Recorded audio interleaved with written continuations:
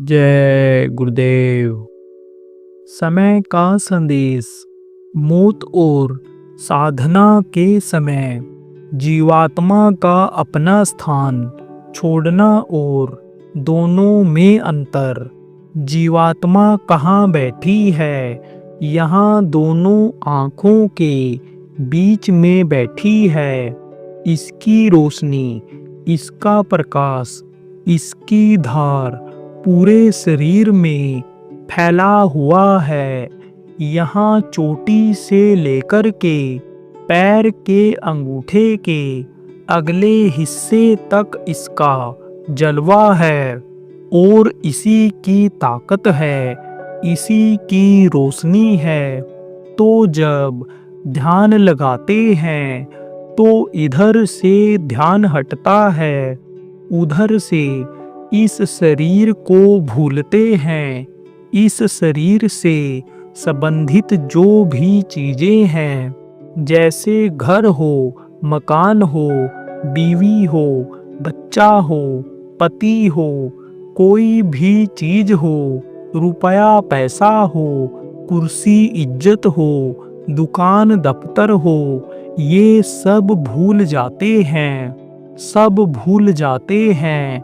और शरीर को भी सब भूल जाते हैं और मन को उधर लगाते हैं जिधर ध्यान लगाना है।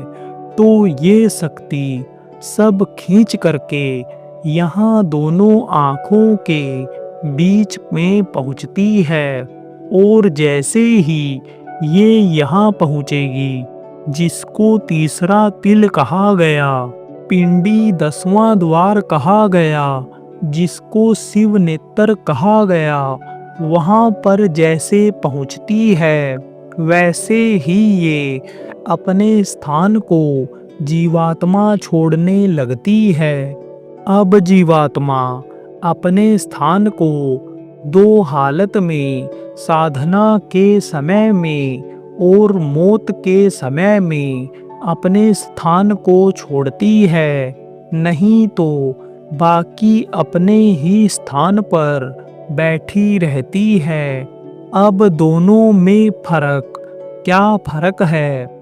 मौत के समय पर ऐसा होता है कि चेतन शक्ति खत्म हो जाती है, और चेतना जब खत्म हो जाती है, आप समझो तब ये जो 10 प्रकार के प्राण हैं, नीचे के जो प्राण हैं, वो ऊपर की तरफ खींचने लगते हैं।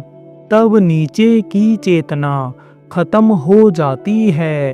तब हाथ पैर यह सब सुन्न होने लग जाता है, टट्टी हो जाती है, पेशाब हो जाता है।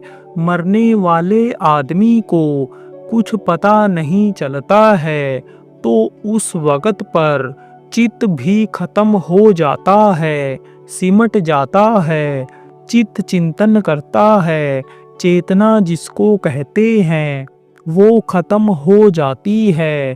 तो चेतना नीचे की खत्म होती है मरते समय, और साधना के समय में चेतना नीचे की रहती है। यह प्राण नीचे के रहते हैं। तब उस जीवात्मा को फिर नीचे ये खींच लेते हैं, ये चली आती है। और नहीं तो यह आने का मन नहीं करती है। जब उस सुख के लोक में पहुँच जाती है, जहाँ आनंद ही आनंद है, जहाँ खुशबू ही खुशबू है, जहाँ 24 घंटे मस्ताना बाजा बजता ही रहता है, जहाँ बगैर दिया चिराग जलाए, लाइट जलाए, रोशनी ही रोशनी रहती है, उसको छोड़ के ये फिर इधर आना नहीं चाहती है। जब इधर से ध्यान हटेगा, इधर से जब खिंचाव होगा, तब यह जीवात्मा अपनी जगह को छोड़ेगी। जय गुरुदेव।